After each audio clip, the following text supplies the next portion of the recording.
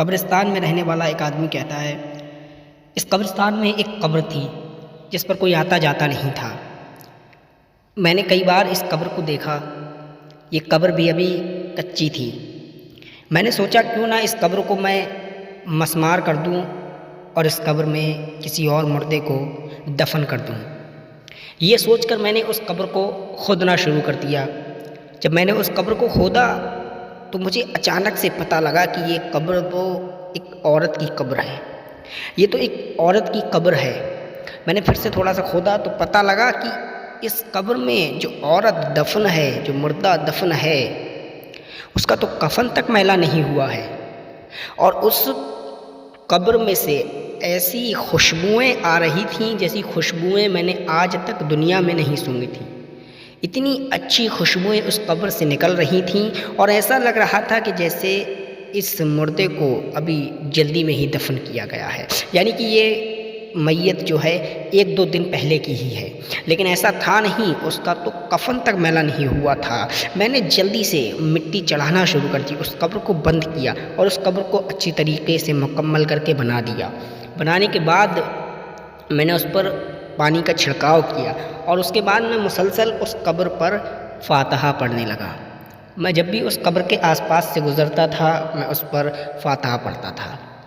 کچھ دنوں کے بعد میں نے کیا دیکھا کہ اس قبر پر ایک نوجوان، ایک آدمی آیا ہوا ہے اور وہ فاتحہ پڑھ رہا ہے۔ میں اس کو دیکھتا رہا۔ جب اس کی فاتحہ مکمل ہوئی میں نے اس کو سلام کیا، اس نے جواب دیا۔ میں نے اس سے پوچھا یہ قبر کس کی ہے؟ آج تک تو میں نے اس قبر پر کسی کو آتے جاتے نہیں دیکھا ہے، آپ کون ہیں اور یہ قبر کس کی ہے؟ تو وہ آدمی کہنے لگا یہ قبر میری بیوی کی ہے۔ جب اس نے اتنا کہا کہ یہ میری بیوی کی قبر ہے تو میں نے اس آدمی سے پوچھا، قبرستان میں رہنے والا آدمی کہنے لگا، میں نے اس آدمی سے پوچھا اس نے کون سا ایسا عمل کیا تھا جو اس کی قبر سے آج تک خوشبوئیں نکل رہی ہیں، اس کا کفن تک میلا نہیں ہوا ہے، کون سے عمل کیا کرتی تھی یہ عورت آخر؟ تو اس آدمی نے شوق ہو کر چونک کر بتایا، دراصل معاملہ ایسا تھا کہ میں اپنے شہر سے باہر یورپ میں پڑھائی کرنے جایا کرتا تھا۔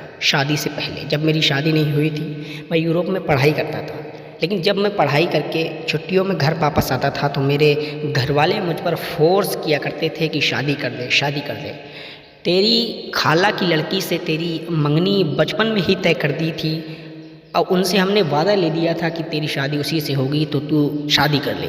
میں ان سے بہت منع کیا کرتا تھا کہ میری کچھ مجبوریاں ہیں، ان کے تحت میں شادی نہیں کر سکتا۔ 1-2 بار میں نے ان کو سمجھا لیا، لیکن ایک بار ہی جب میں گھر پر واپس آیا تو انہوں نے کہا اگر تو اس بار شادی نہیں کرے گا تو تیرا اور ہمارا کوئی واسطہ نہیں ہوگا۔ جب میں نے اتنا سنا میں بہت مجبور ہو گیا، مجبوری میں نے شادی کر لی۔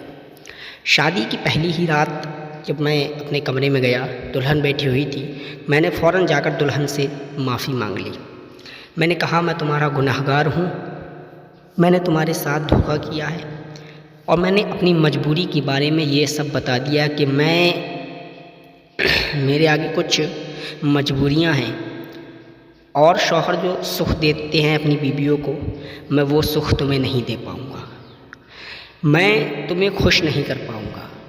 اس شوہر نے اپنی بیوی سے ایسا کہا، اور اس نے کہا کہ تمہیں پوری چھوٹ ہے، تم دوسری شادی بھی کر سکتی ہو، تم مجھے چھوڑ سکتی ہو، دراصل مجبوریوں کے تحت میں نے تم سے شادی کی ہے۔ وہ عورت کہنے لگی تم میرے شوہر ہو۔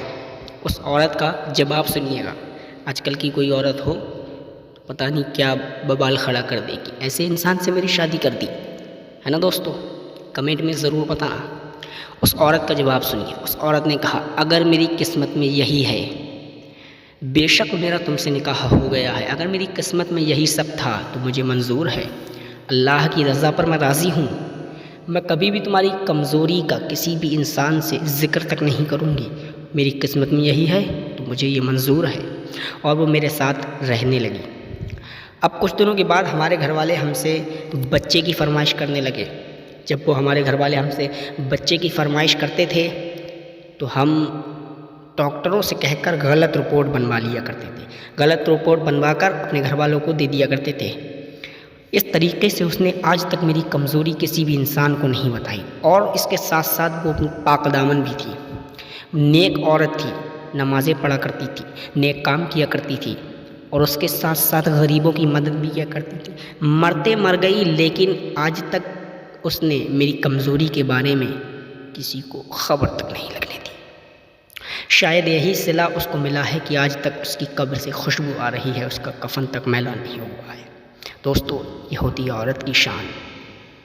دوستو، اگر ویڈیو پسند آیا ہے تو ایک لائک ضرور کر دیں۔ ملتے ہیں کسی اور ویڈیو میں کسی نئے واقعہ کے ساتھ، تب تک کے لیے خدا حافظ، اپنا خیال رکھنا۔